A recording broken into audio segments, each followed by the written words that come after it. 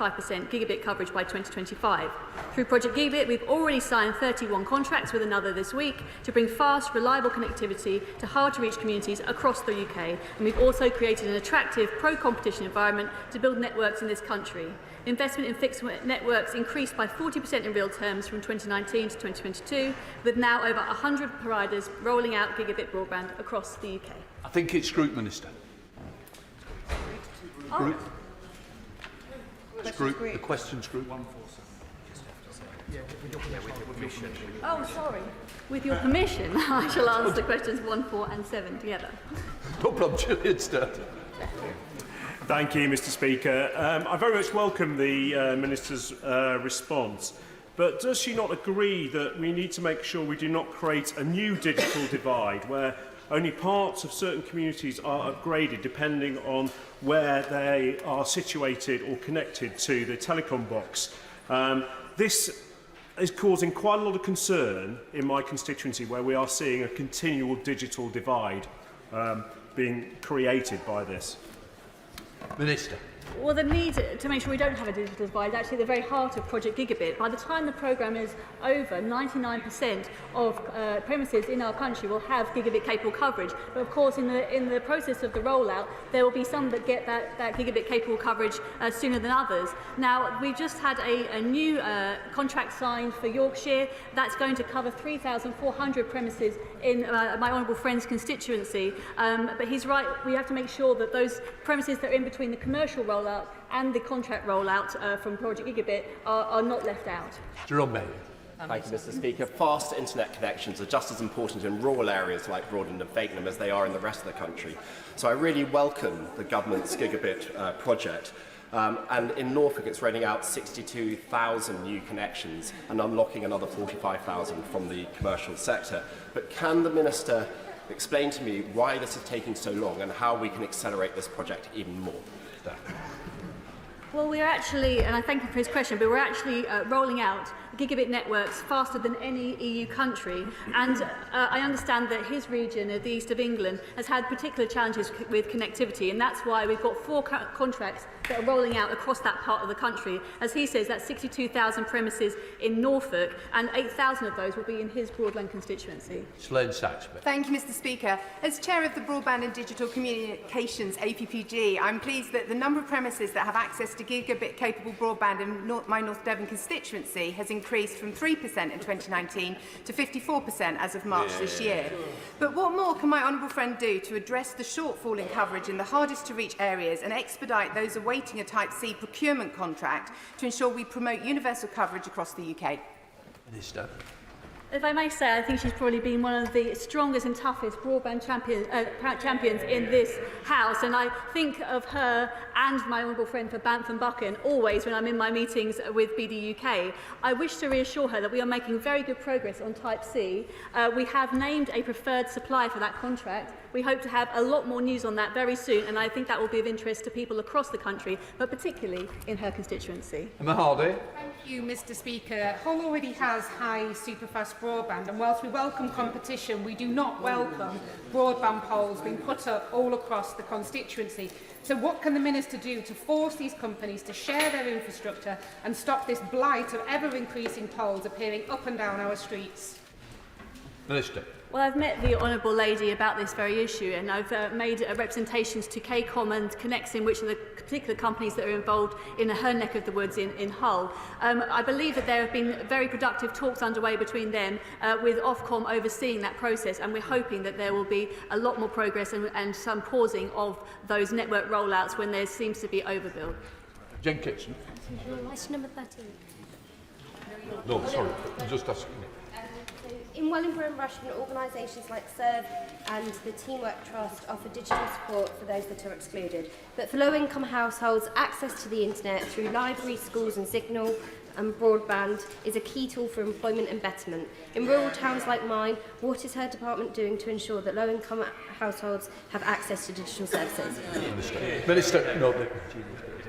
Well, I thank her for her interest, and she's right that it's important that every person in the country is able to be connected. That's why we've been very much encouraging of social tariffs, which have been rolled out by a large number of operators now, and her constituents will be able, if they are on benefits, to access those, and they're from £10 a month for cheap connectivity for everybody. Chris Evans. Thank you, Mr. Speaker. For rural businesses, internet connectivity is essential. And as we move into the summer, many of these businesses are tourist businesses. But sales can be lost and repeat business never comes back when tills and card machines do not work because of unreliable 4G and the internet goes down. Very often businesses suffer and do not see many sales. Yet, the National Audit Office recently said the government's shared rural network project, like everything else, is behind schedule. What message does the Minister have for those businesses this summer who will struggle to keep going with no internet connection or poor broadband speeds? Minister. Well, I thank him for his question, but that is not actually a true representation of what the National Audit Office said about the shared rural network. We're actually making very good progress, and we hope to be able to share very good maps of coverage soon in terms of the progress being made. And when it comes to the rollout of gigabit, he may be interested to know that the Welsh Government actually made representations to us about bringing that in-house because we were making so much better progress in England than they were in Wales. And I'm very pleased to say that ever since we took that in-house, we've had amazing progress when it comes to gigabit rollout in Wales. Paula Hamilton. Question number 2, Mr. Speaker. Thank you, Mr. Speaker. With your permission, I'll answer question 2 together with question 10. The Science and Technology Framework sets out our commitment to expanding STEM opportunities to the most diverse range of people possible. We've acted swiftly to identify and dismantle any barriers to entry, and as a result, we have seen major improvements in recent years. There's always more to do. Thank you, Mr. Speaker. Today is National Numeracy Day, and in my constituency, which is one of the poorest, all 7 wards fall into the lowest numeracy ranking in the UK. So what is the Minister doing to ensure that people in constituencies like mine aren't locked out of jobs in STEM by a skills gap which doesn't recognise the disadvantages they face? Thank you, Mr. Speaker. Minister. Mr. Speaker, the Honourable Lady raises a very important point on National Numeracy Day. Whilst we mustn't be complacent, the government has made outstanding progress on equality for all, and I hope the Honourable Lady will join me in congratulating teachers in her constituency and up and down the country on the fact that under this government, girls now make up 52%, a majority of all science entries at A-level last year. Johnson. Thank you, Mr. Speaker. The Institute of Cancer Research has made positive steps in terms of diversifying representation in STEM through their apprenticeship scheme. So can the Minister say what, if any, lessons you are taking from this very positive initiative to increase particularly representation from the ethnic diversity? Well, I congratulate the Institute for Cancer Research on that progress. I'd be delighted to meet with them and hear what development they're making, as with my honourable friends. Under this government, we've increased the number of apprenticeships. Unfortunately, under the proposals from the opposition side opposite, they'd actually halve the number of apprenticeships that we would have. James Gray. Speaker, inclusion and diversity in STEM will be greatly increased and helped by the £6 million that Sir James Dyson has recently given to Malmesbury Primary School in my constituency, together with the STEM college which he has locally. He's made it plain this is available to all, and he intends to make sure that everyone in the town of Malmesbury and the surrounding area benefits from it. Well, I commend the Honourable Member and Sir James Dyson for that initiative. It'd be wonderful to see many more such initiatives across the whole of the country, and I and my colleagues would be delighted to work with any philanthropist seeking to do such. Sir Michael Fableton. On National Numeracy Day, will my right honourable friend take the opportunity to praise the work of universities like the University of Birmingham, Imperial College London and Loughborough University, who go out of their way to attract women into engineering courses? Well done. We are enormously blessed in this country, Mr. Speaker, with the quality of our universities, so many of whom, together with the firms that sponsor undergraduate and postgraduate research, are making magnificent efforts in the important area of diversity in STEM. Shadow Minister Chiomoro. Thank you, Mr. Speaker. Now, the Science Secretary says she wants to ensure brilliant people can contribute and succeed irrespective of their background. And that's only right. With only 16% of practising engineers women, it's like trying to play Premiership football with half our players barred from the pitch. So can the Minister explain why the life sciences vision, the AI strategy, the science and tech framework, all his major science strategies, not one of them has an equalities assessment? We have no idea whether they are helping break down barriers or not. The Secretary's war on woke has so far cost the taxpayer tens of thousands of pounds and delivered only damage limitation. Why can't he fight for our scientists and engineers instead? Chris, that one. Well, as the Honourable Lady well knows, the science and technology framework absolutely puts both diversity, STEM education and skills at the heart of its framework. We will be publishing skills frameworks for each of the priority areas in that framework. Very Sambra. Minister. The Government could not be more committed to supporting our valued life sciences sector, which in the financial year ended 2022 contributed well over £100 billion in turnover to the UK economy and employed over 300,000 people. Thank you, Mr. Speaker. As the Minister would know, there is a shortage of lab space and clinical trials in the UK. And companies like the Precision Health Technologies Accelerator in Birmingham, led by the excellent Professor Gino Martini, want to be part of the solution to this problem. And so can the Minister outline what help they can give businesses like that so we can increase clinical trials to help the advancement of life-saving medicines?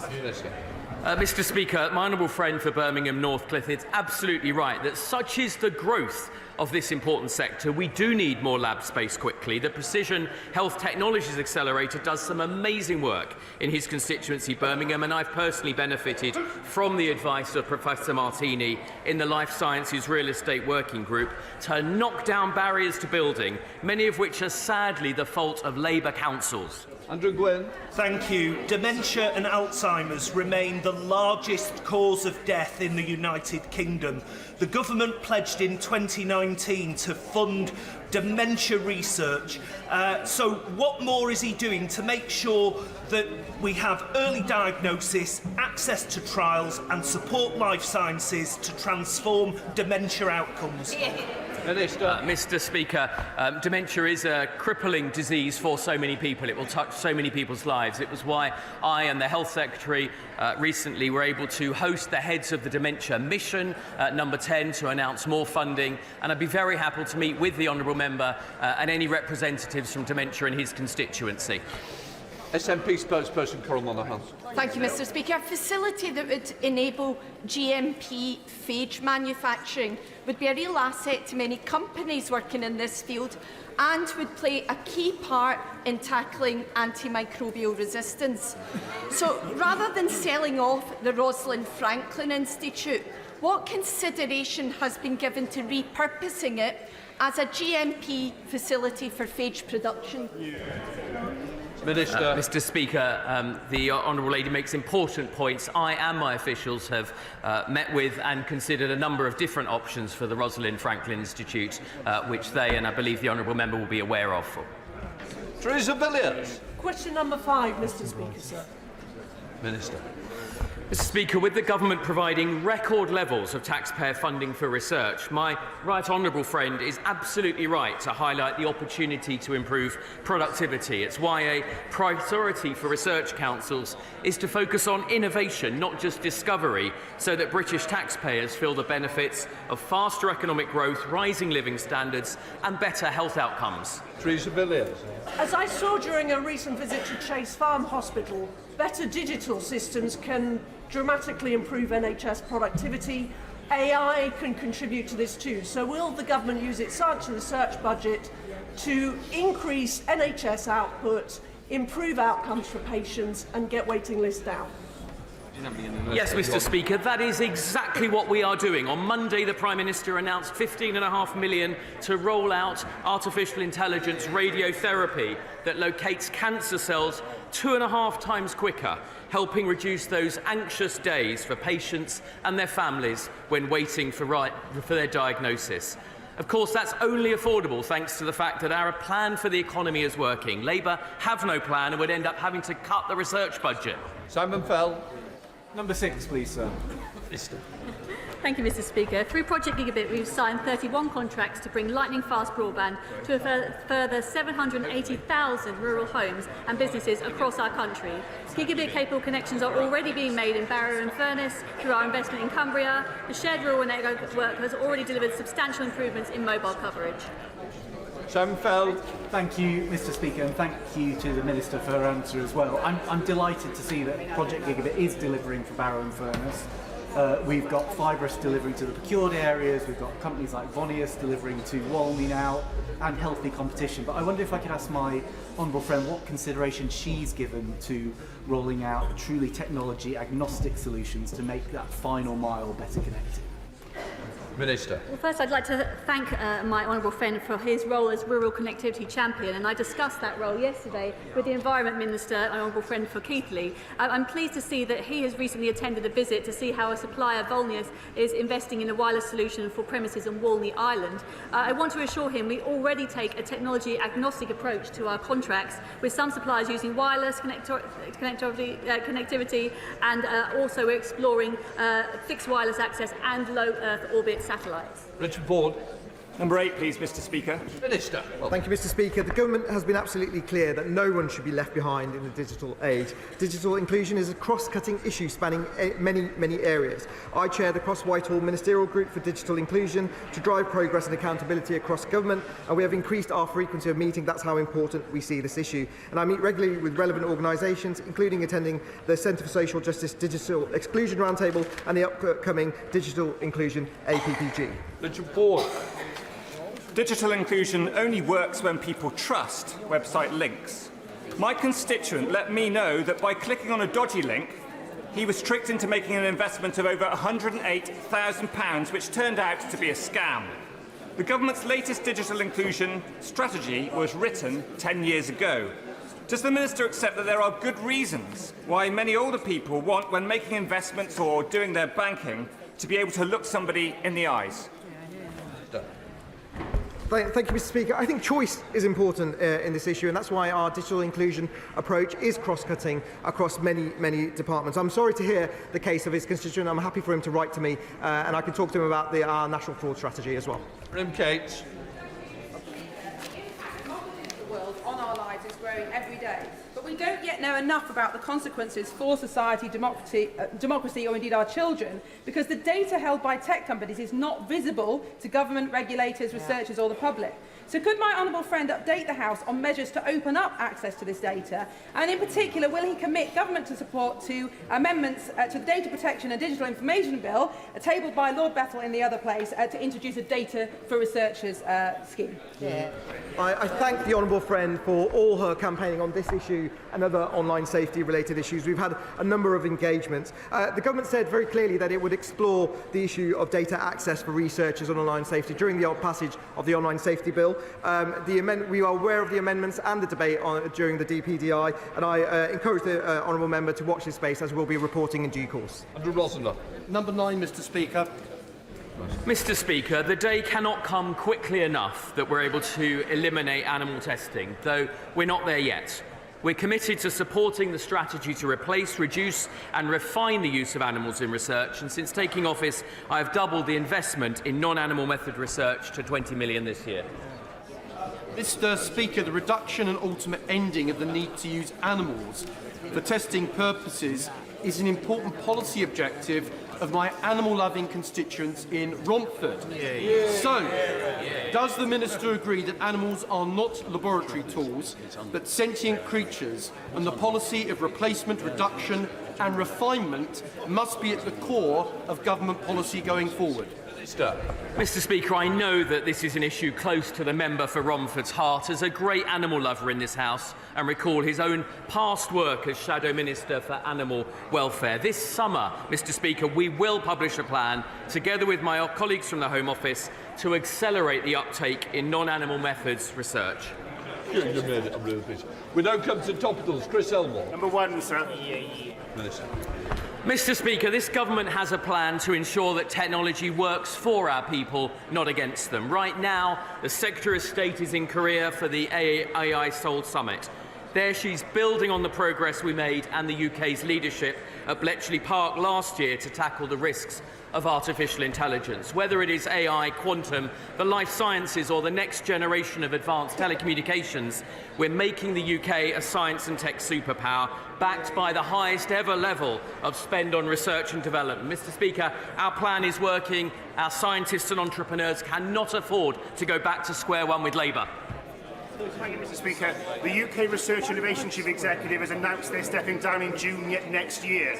Yet, normally the process lasts 8 months. The government is speeding up the recruitment process. Is that because they're worried about the outcome of a general election?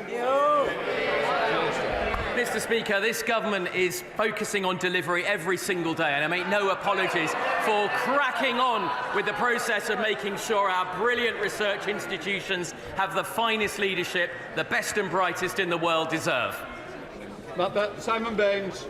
Thank you, Mr. Speaker. In recent years, government policies led by my honourable friend, the Digital Minister, have resulted in a big improvement in broadband and mobile connectivity on the Welsh borders, both in my constituency of Clwyd South and across the border in neighbouring North Shropshire.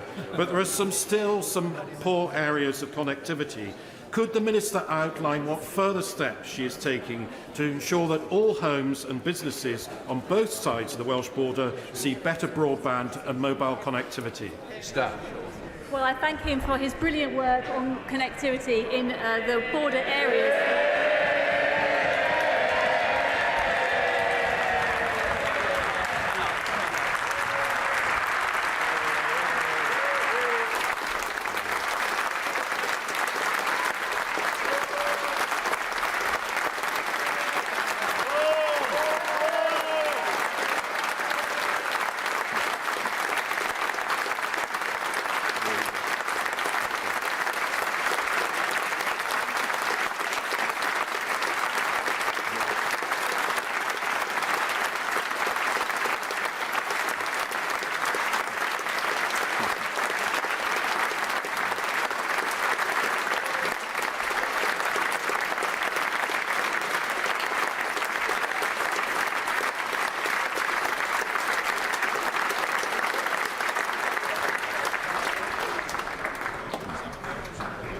As you know, we don't allow a clapping, but this is an exception. Right. Minister. Me just to say welcome back to the honourable friend for South Thanet. What an appropriate way to walk in on science questions for the new bionic MP.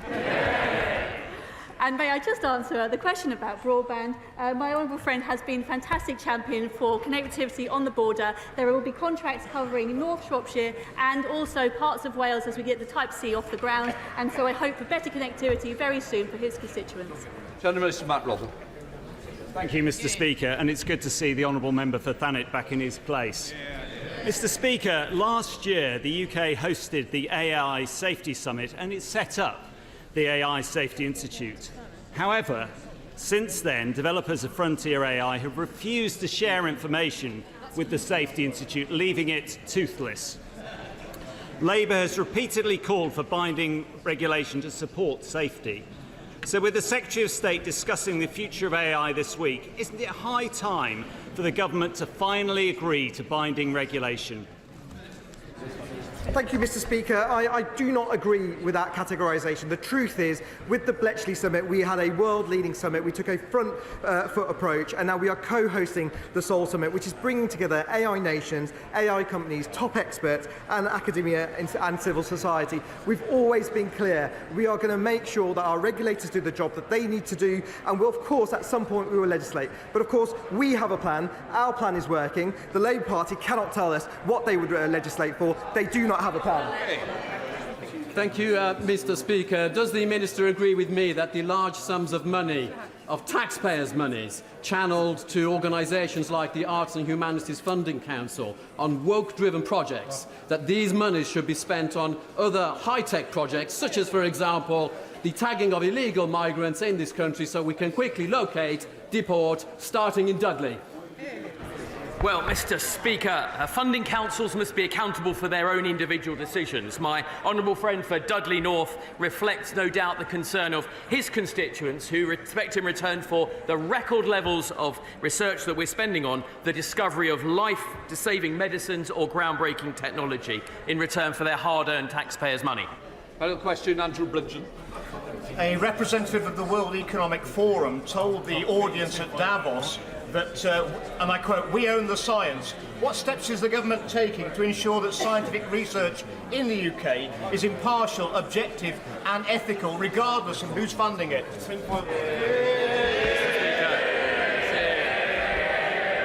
Mr. Speaker, it is absolutely right. It's intrinsic in the scientific method that research is impartial, that research is challenged, and it's public and transparent and open. That is always our commitment, but our commitment is also to fully fund research and turn this country into the science and technology superpower that it deserves to be.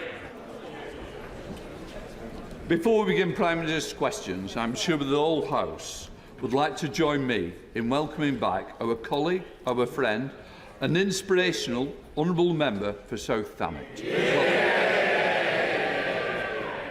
Craig, it's so good to have you back amongst us. You are the man of the moment, and I met your daughter, who is going to be the daughter of the moment with her birthday tomorrow. So can I say to you and your family, it is an inspiration to people in this country who've suffered with sepsis. You have shown us the way forward. Thank you for everything.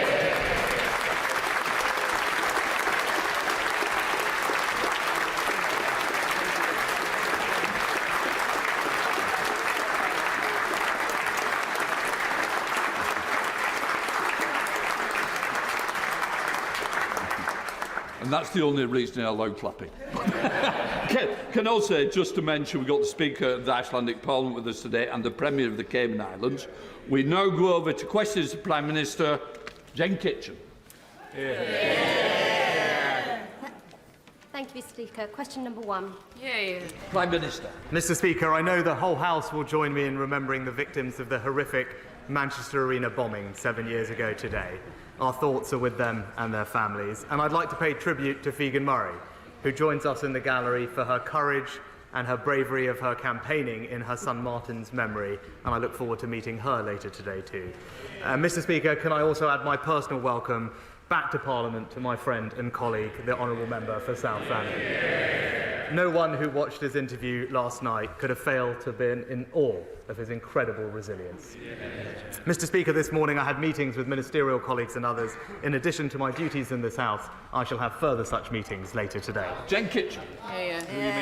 Thank you, Mr. Speaker. I too welcome the Honourable Member for South Thanet back to the House and wish him well in his duties. Can I also associate my remarks with the Prime Minister?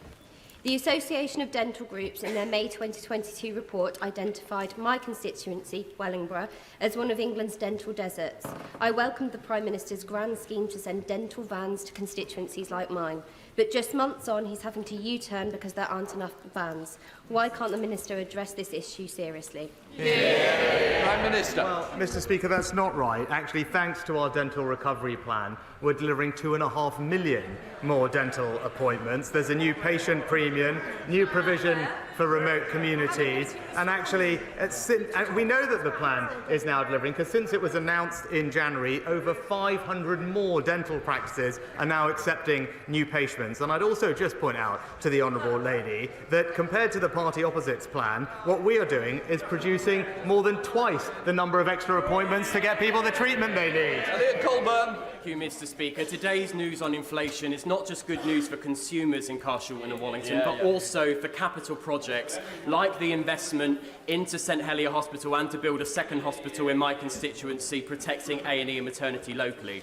Given that good news on the economy, will the Prime Minister recommit today to working with the NHS in my area to build that second hospital, improve St Helier Hospital, and agree that you can only underpin a strong NHS with a strong economy? Prime Minister. Well, Mr. Speaker, we are investing in better healthcare right across our country, and I'm delighted to see that Epsom and St Helier University NHS Trust was recently allocated over £6 million to upgrade the A&E and will benefit from a new specialist emergency care hospital in Sutton as part of the programme. But as my honourable friend said, that is only possible because of the difficult decisions we have taken to bring inflation back to normal and grow the economy. Today's figures show that the plan is working, Mr. Speaker, and I'm sure the whole House, including perhaps the Leader of the Opposition, will welcome the news that inflation is now back to normal. We now come to the Leader of the Opposition, Keir Starmer. I want to begin by saying a few words to the Honourable Member for Thanet South. Firstly, thank you for meeting me privately this morning with your wife and daughter so I could personally convey my best wishes to all of you. Secondly, on some occasions, and there aren't many, this House genuinely comes together as one, and we do so today to pay tribute to your courage and determination in not only coming through an awful ordeal, but by being here today with us in this chamber. And thirdly, I want to acknowledge your deep sense of service. I think politics is about service. And resuming your duties as an MP, being here today, shows us it's an example for all of us of your deep sense of service. And we thank you for it.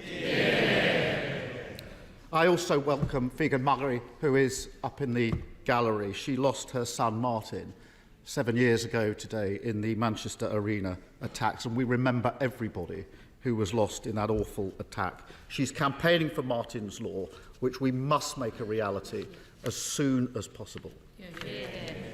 Mr. Speaker, the infected blood scandal reflects a profound failure across almost every part of the British state. On Monday in our apologies and yesterday on the question of compensation, this House was united. But too many times we've heard similar sentiments from that dispatch box and from this one. There are many hard yards to go. So does the Prime Minister agree with me that we will only now make real progress if we finally tackle the lack of openness, transparency and candour that Sir Brian Langstaff identified as having prolonged the victims' suffering for decades? Minister.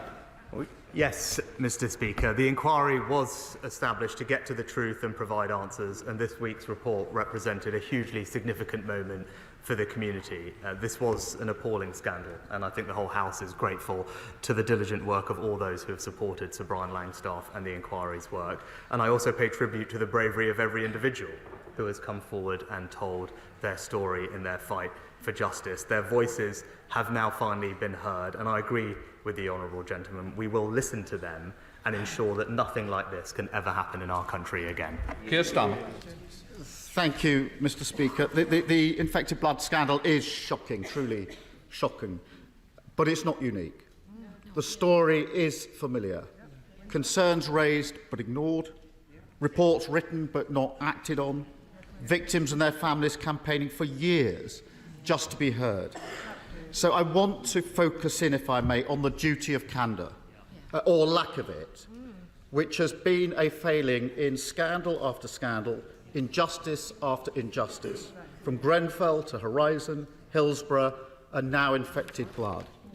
And I've read the government has called for evidence about the duty of candour in health, but I can't think of a single example where that duty of candour should not apply to all public servants across the board. And I don't think it's possible for any of us to stand at these dispatch boxes and honestly say, never again, unless we address it. So does the Prime Minister agree that the time has now come for the duty of candour to be clearly enshrined in law across the board?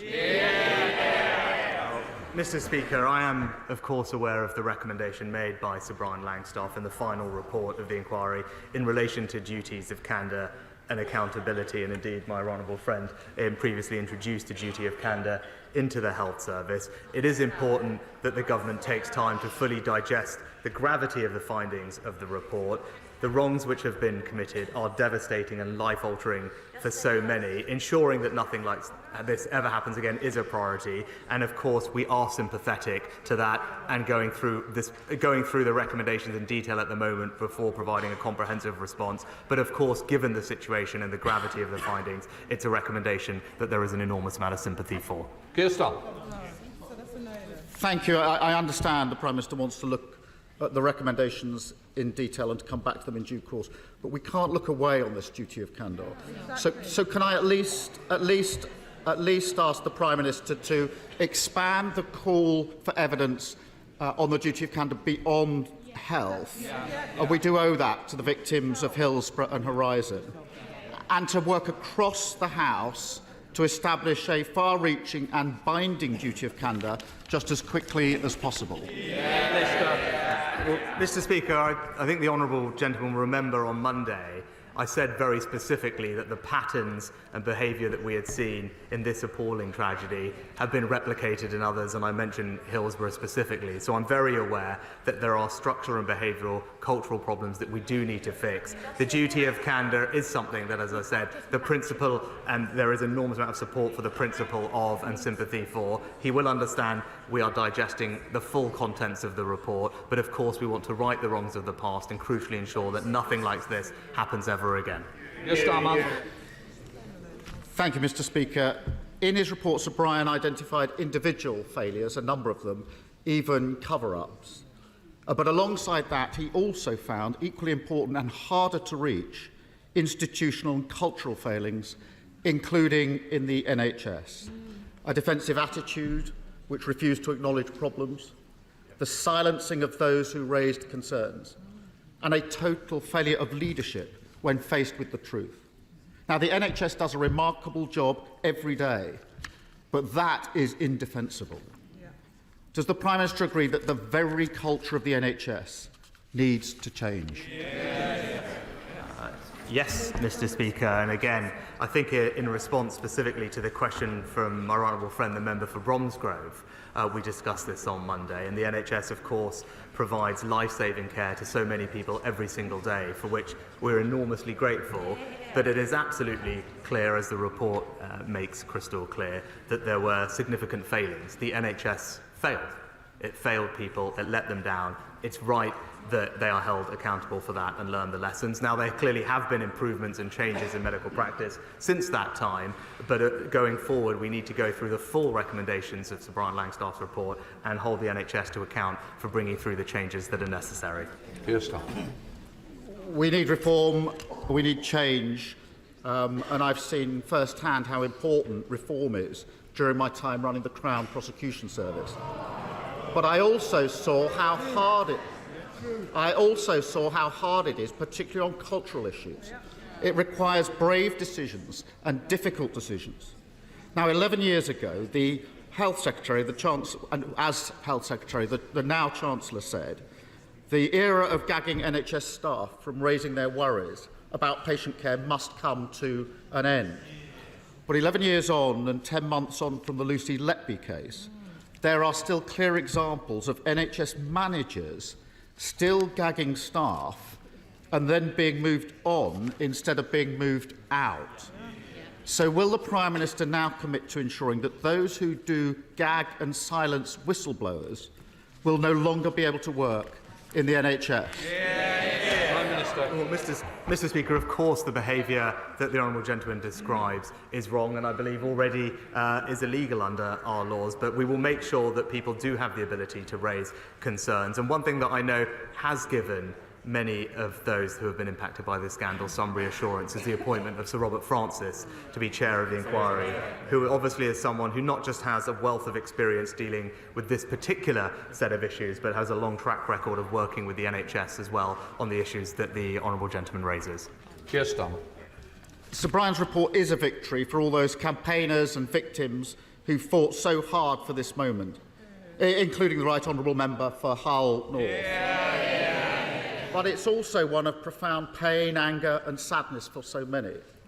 Now, there is a chance for us to make real progress on this issue, and we must do that with victims in mind. Now, given the degree of cross-party consensus that we've already seen on apologies and compensation, and given the government's promise to ensure compensation by the end of the year, will he also now promise to deliver on all the recommendations in the same timeframe by the end of the year? Prime Minister.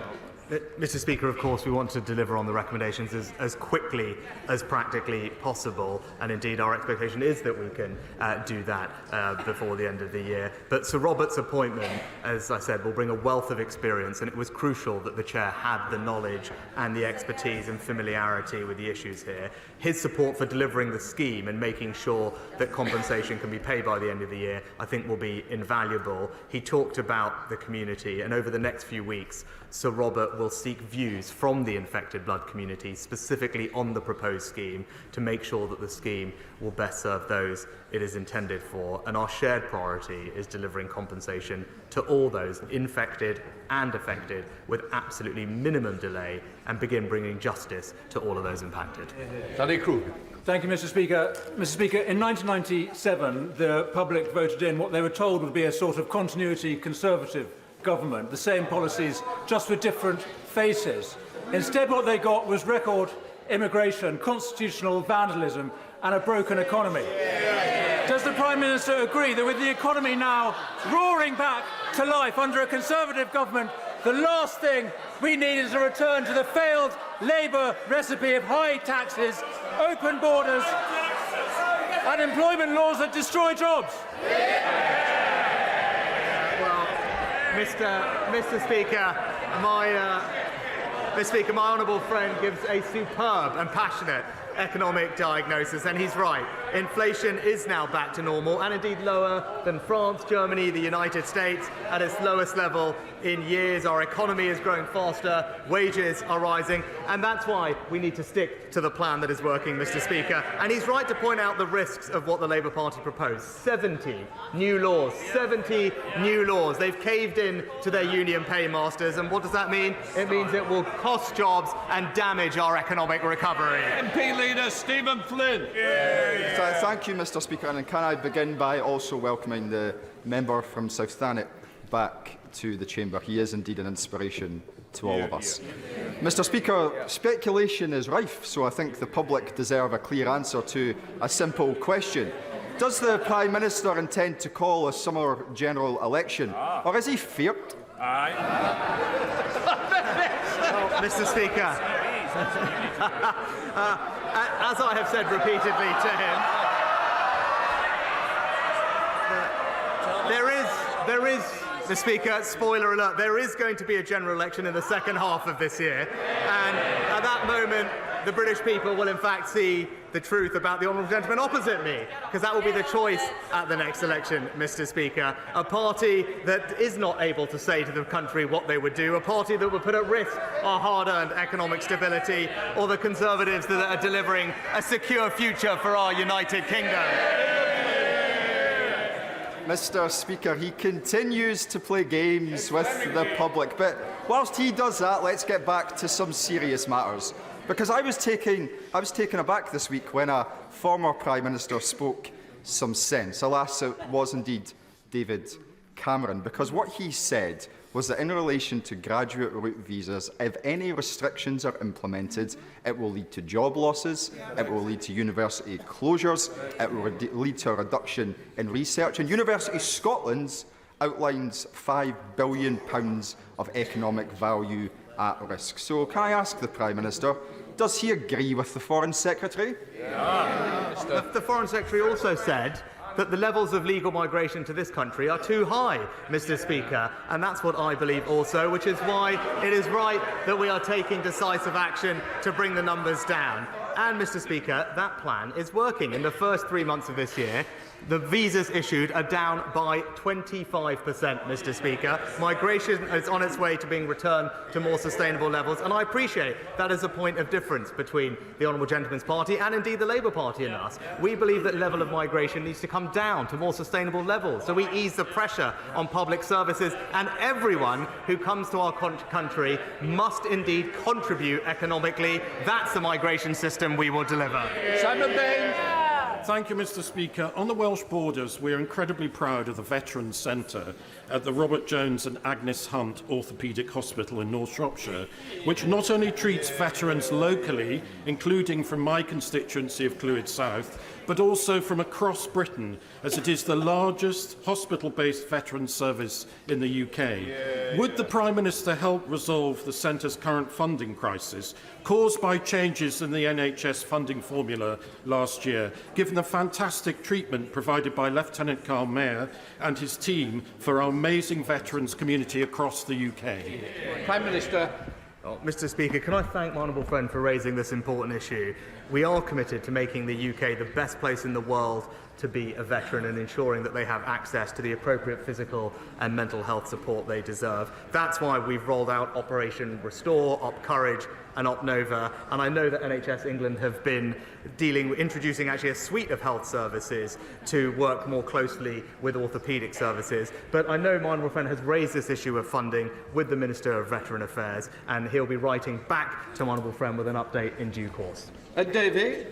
Join others in welcoming back to the House the Honourable Member for South Thanet and say how much we admire his courage and send our best wishes to him and his family.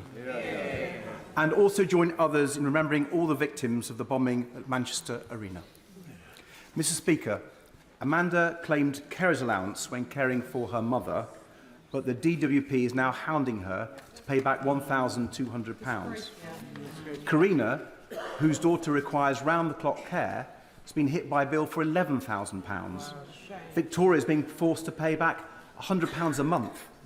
Just some of the tens of thousands of carers, victims of the DWP's flawed system, punished harshly for going sometimes just a few pounds over the arbitrary earnings limit. So, Mr. Speaker, family carers do a remarkable job.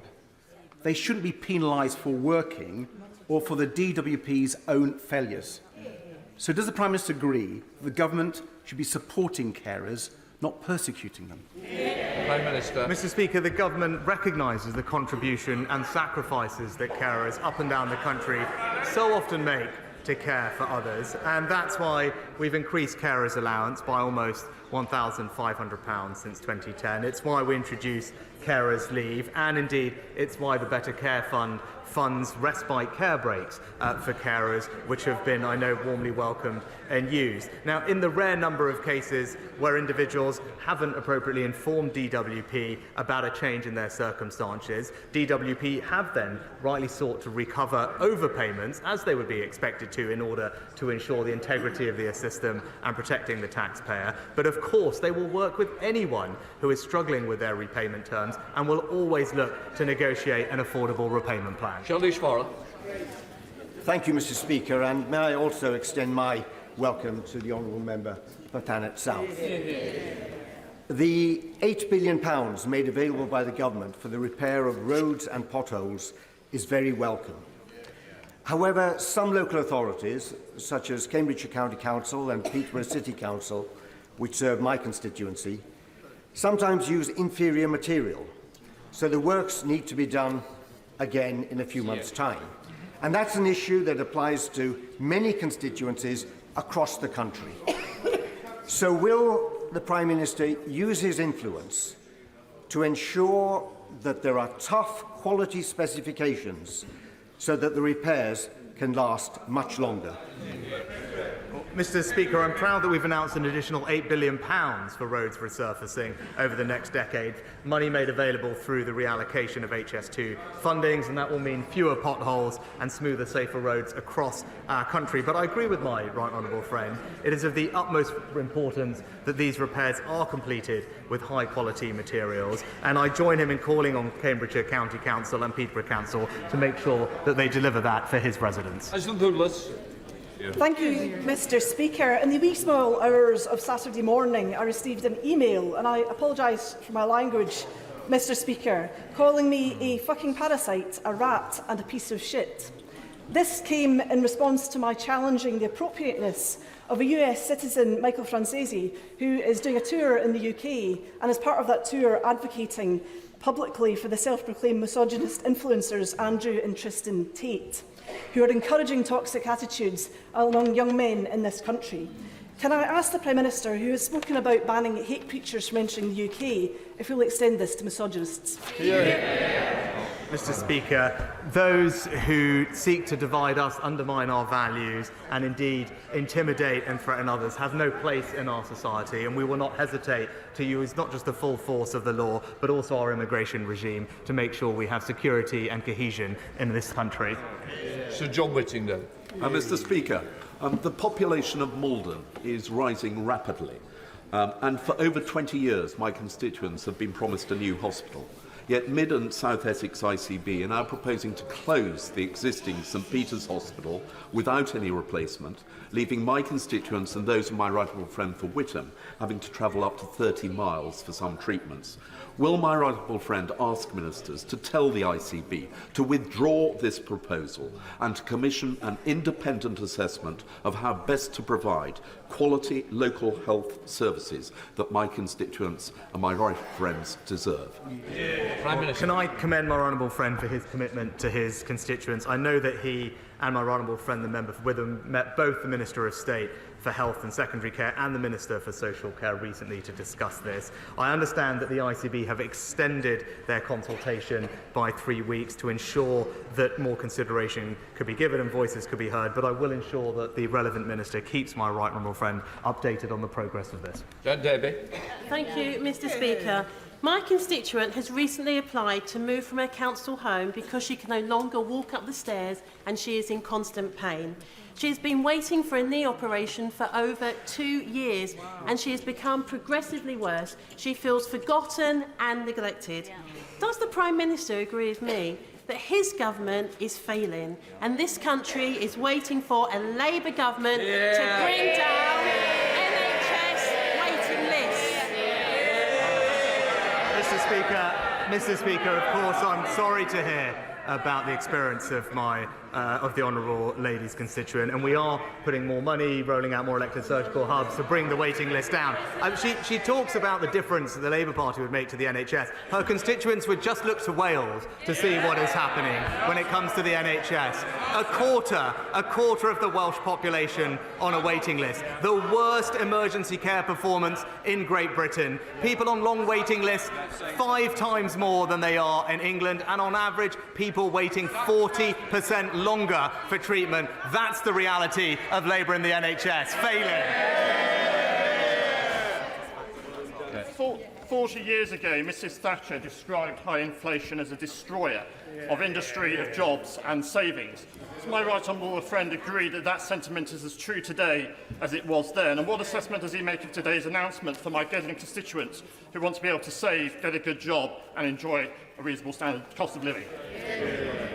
My honourable friend is right that today does mark a major moment for the economy. Not only have we halved inflation, but it has returned back to normal thanks to the collective hard work and sacrifice and resilience of people up and down the country. And this is further proof that our plan is working. Mortgage rates have come down, energy bills have come down, taxes are being cut, and inflation now back to normal. That shows that when you stick to the plan, we can look forward to a brighter future. But my honourable friend is right to point out the alternative. Labour Party imposing £2,000 of tax rises.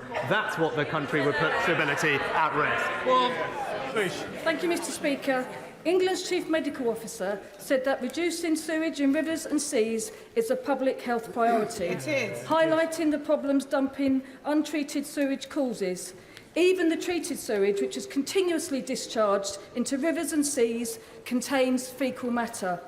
Water firms are now asking for bills to go up by up to 91% when they've paid out billions to shareholders and neglected pipework and infrastructure. So, Mr Speaker, can the Prime Minister Tell me why is his government allowing these companies to destroy our waterways and make obscene levels of profit whilst making people ill? Well, Mr. Speaker, the level of overflows we've seen is unacceptable, but we have gone further than any other government, monitoring 100% of overflows, up from only 7% under Labour, investing record amounts in our water infrastructure, enshrining in law strict targets, and introducing unlimited fines for water companies to hold them to account. But when it came to this House, the party opposite couldn't even vote for their own policy.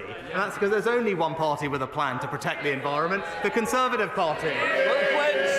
Thank you, Mr. Speaker. Our NHS needs to be at the cutting edge of innovation and transformation. So I very much welcome the recent announcement on artificial intelligence in the delivery of radiotherapy. But will my right honourable friend commit to us going further and faster in the rollout and realising the potential of AI and the latest, most innovative medtech across our NHS, benefiting, of course, patients but also clinicians? Prime Minister. I agree with my honourable friend that we need to ensure our NHS is a world leader in medical innovation, which is why yesterday we announced funding to roll out game-changing AI to radiotherapy departments in England. And the benefits are clear because that technology can locate cancer cells 2.5 times quicker than doctors alone. But we won't stop there. We recognise the huge potential, and that's why the productivity plan announced in the spring budget will modernise the NHS and ensure our patients get the care that they deserve. Val Ribeiro Addy. Thank you, Mr. Speaker. In recent days, the Trussell Trust revealed that its network handed out more than 3.1 million emergency food parcels in the past year, and that's the most it's ever distributed and nearly double the number 5 years ago. Absolute poverty among children in this country has risen by its highest rate of 30 years, and a quarter of all children in this country live below that poverty line. 2/3 of UK children in poverty live in families where at least one parent works. My constituency, Streatham, is one of the worst affected. So, Mr. Speaker, does the Prime Minister have any plans to restore the Child Poverty Unit or to address the calls for universal free school meals or report on any government plans aimed at tackling child poverty at all? Prime Minister. Mr. Speaker, nobody wants to see any child grow up in poverty, and that's why I'm pleased that the record of this and previous governments has reduced not just the number of people living in poverty, but the number of children living in poverty, thanks to our measures to strengthen the economy. But when it comes to supporting children who are vulnerable with their food, we've extended the Holiday Activity and Food Programme with £200 million of funding, and we're investing £30 million in our National School Breakfast Programme, which will now run until the end of the summer term. Baron. Thank you, Mr. Speaker. The best ways of helping people with the cost of living is to cut their taxes, keep unemployment low, and get inflation down. Things this government are doing. What is the Prime Minister's assessment of how the very welcome news of today's reduction in inflation going to help both businesses and families with the costs they face? Well, Mr. Speaker, my honourable friend is exactly right in his analysis of how to help working families and our country. And thanks to the difficult decisions we have taken, inflation today is back to normal, which is a very welcome moment. Of course, there's more work to do. Of course, people are only just starting to feel the benefits, but it's clear that the plan is working. And that's why we have also been able to deliver significant tax cuts worth £900 to the average worker in our country. This is all progress that would absolutely be put at risk by the party opposite. Ivan Farley. Thank you, Mr. Speaker. Harland and Wolff is an iconic cornerstone of the UK's future shipbuilding, defence and energy capabilities. Harland and Wolff, a safe 4 shipyard from administration, invested millions and now employs 1,500 workers across England, Scotland and Northern Ireland, many of whom are my constituents. Approval of the company's export development guarantee is crucial to consolidate this progress. Will the Prime Minister ensure that this is achieved? Minister. Well, can I thank the honourable gentleman for his question. The government is committed to supporting the UK shipbuilding sector right across the nation, and I've seen firsthand what companies like Harland and Wolff and the role that they play in the economy. Whilst I'll understand I can't comment specifically on the details of any individual case due to commercial sensitivity, I can assure him that we are working closely with Harland and Wolff in their request for a UKEF guaranteed loan. It is under consideration, and can I also pay tribute to the Right Honourable Member for East Belfast for all he does to be a strong advocate for the company too. Jason McCartney. Thank you, Mr. Speaker. The smart new £15 million accident and emergency unit at Huddersfield Royal Infirmary opened in the early hours of this morning. Will the Prime Minister join me in thanking the team at HRI, welcoming the new doctors and nurses who have been recruited for the A&E unit? And does he agree with me that alongside the new teaching block at Greenhead College, the West Yorkshire Investment Zone and the Trans-Pennine Rail upgrade, it shows that we are delivering for my constituents in the Home and Combe Valleys and Lindley? Well, Mr. Speaker, can I congratulate my honourable friend and his constituents for the brand new A&E department at the Huddersfield Royal Hospital. It is, as he said, a real game changer for residents, and it's not the only piece of delivery in his area. He mentioned the Trans-Pennine Rail upgrade, delivering faster journeys, but also levelling up projects like Huddersfield's Open Market and the new teaching block at Greenhead College. It shows that it's the Conservatives that are delivering on the priorities of his local community. Chief prosecutor seeking arrest warrants for Israeli and Hamas leaders for war crimes and crimes against humanity. This House does not aid and abet Hamas, but it does aid and abet Israel through arms sales like components for Israeli F-35s, known as the most lethal fighter jet on earth, which are raining down hell on Gaza. So, will the Prime Minister uphold international law, drop the nonsense about the most robust licensing system in the world, and end arms sales to Israel? And if the ICC issues arrest warrants, will he comply and ensure that these individuals are arrested if they enter the UK? Mr. Speaker, always nice to see the Change Labour Party in action.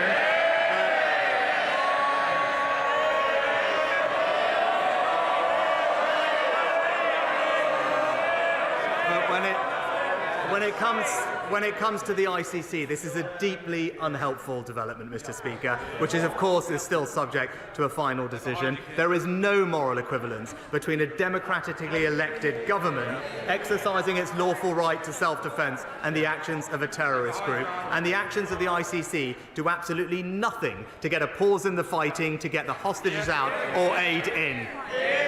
Craig McKinley.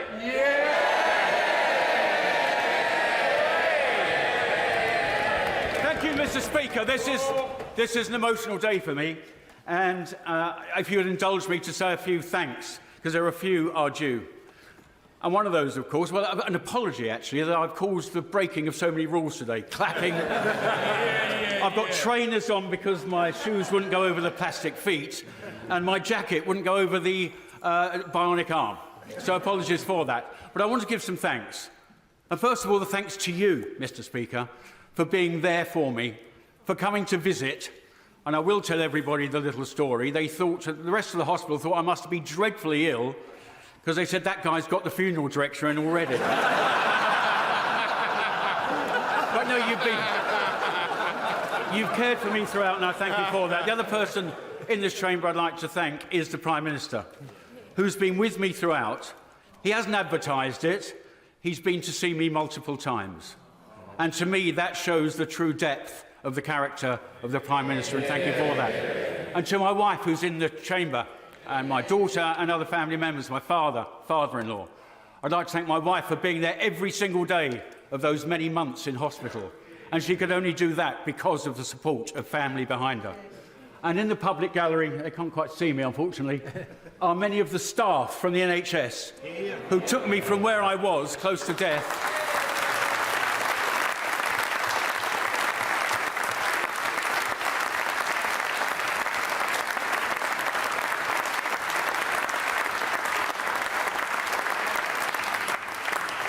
they took me from close to death to where I am today, so thank you for that. I'm not entirely sure I'm that happy that the two surgeons who took this lot off are there, but never mind. But can I ask the Prime Minister, there is a question here. Prime Minister, can we please ensure that we embed recognition of early signs of sepsis? It wouldn't have worked for me, mine was too quick and too sudden. But for many people, they do get a few days. If we can stop somebody ending up like this, I would say that's a job well done. But also, Mr. Speaker, to impress upon your health ministers to allow the provision of appropriate prosthetics, particularly for multi-limb amputees, at the right time. Thank you, Mr. Speaker. Thank you. Prime Minister.